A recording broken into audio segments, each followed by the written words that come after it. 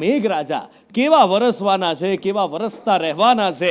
અને અત્યારે વિંડીની અંદર જે દેખાય છે એ અદ્ભુત નજારો કે આખું ગુજરાત વરસાદની ઢંકાઈ ગયું છે, વરસાદી વાદળોથી, વરસાદની સિસ્ટમથી. પણ એક વાત બીજી મારે એ કહેવી છે કે વરસાદ તો આજે તો વરસી રહ્યો છે, પણ આવતીકાલનો દિવસ વરસાદ એવો વરસવાનો છે કે સંભાળવા જેવું છે. જી હા, આવતીકાલનો દિવસ સંભાળવાનો છે, કારણ કે આવતીકાલે ભારે વરસાદ વરસી શકે છે. અત્યારે જ ગુજરાતની અંદર જે સિસ્ટમ દેખાઈ રહી છે, થોડું હું ઝૂમ કરીને આપને બતાવું કે જેથી કરીને એક અંદાજ આવે કે કેવી સિસ્ટમ કઈ બાજુથી અત્યારે અરબી સમુદ્રમાંથી સિસ્ટમ આવી રહી છે. અને અત્યારે 5 થી 6 ની વચ્ચેનો આ સમયગાળો જૂનાગઢમાં જે ધોધમાર વરસાદના દ્રશ્યો જોયા, આગાહી પ્રમાણેનો જ વરસાદ કે 25.9 mm નું અહીંયા અનુમાન કરવામાં આવ્યું. આ બાજુ જામનગરની અંદર 18.9 mm નું. અને આવતીકાલનું હવે શું અનુમાન કહે છે વિંડી હવામાન વિભાગ કહી રહ્યું છે કે વરસાદી માહોલ જામેલો રહેવાનો છે 5 દિવસ. અને આવતીકાલની જે વાત કરીએ તો આવતીકાલની અંદર દરિયાની અંદરથી જે સિસ્ટમ ગુજરાત ઉપર આવી રહી છે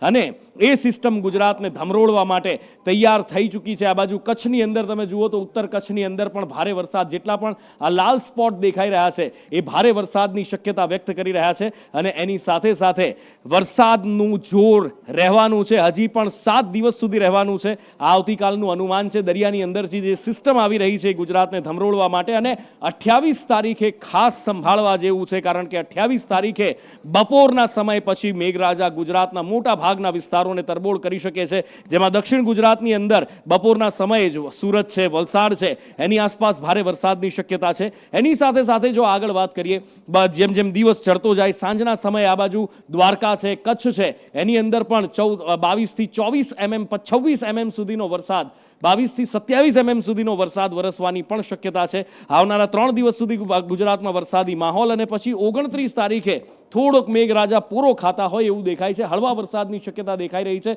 બધું જામનગર છે, અમદાવાદની અંદર પણ વરસાદ 29 તારીખે સારો એવો આવી શકે છે. એની સાથે અમદાવાદને બીજી કઈ તારીખે મેઘરાજા ધમરોળી શકે છે તો 28 તારીખે પણ શક્યતા છે.